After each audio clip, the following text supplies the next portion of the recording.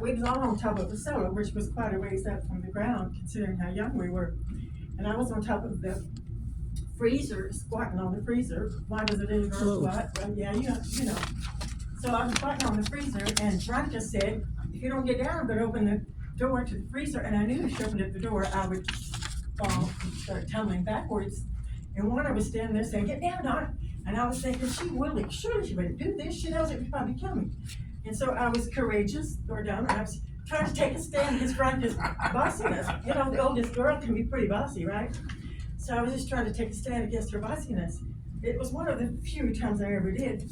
But when she did open it up, I went tumbling back across trees and limbs and rocks and mounds of dirt. And I don't remember anything after that, except I was told that they went to get Mama. Mama made Veronica and Sheila run to the neighbor's house because we didn't have a phone.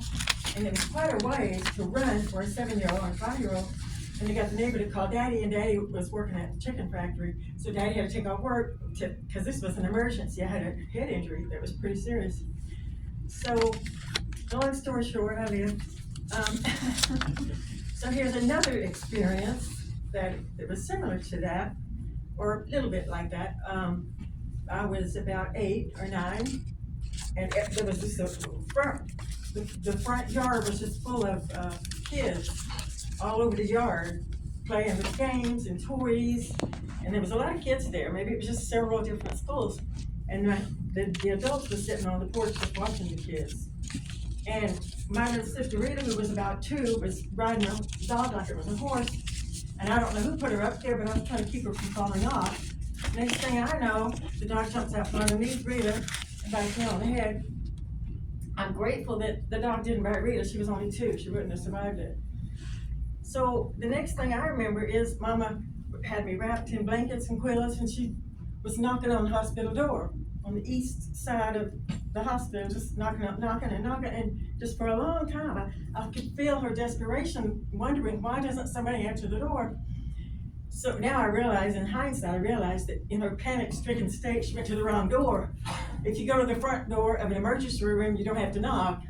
So I think she just went to the wrong door. But, long story short, I lived. And so the third one that really scares me when I think about it is that my sister Sheila and I we was just a little bit older, like 8 or 9, and we was in the shallow water of the Dardanelle Lake recreational park area, and all of my sisters was in there swimming, and my mom, and Sheila and me was in the shallow water, and Sheila said, "Oh, where's she to there?" She pointed way out there, and I was bound and determined, courageous or stupid, I was bound and determined to win this contest, so I just swam as fast as I could, just fast as I could underwater with my eyes mostly closed, and when I was finally exhausted and tired, and I was ready to touch ground, come up for air and breathe. I couldn't touch ground, I couldn't come up for air, I couldn't breathe. I had swam so far out that it was over my head. Duh. So, probably the result of the other 2 head injuries, I don't know. I was swimming like a mile a minute up to the top, and then a horrible thought occurred to me, what if I'm swimming down instead of up? Because I was swimming as fast as I could. What if I'm swimming down? What if I'm swimming sideways? I'll never find the top. And then my sister Warner says, "Where's Donna?" And I could hear her say, "Where's Donna?" And I'm thinking, dead if you don't find me soon.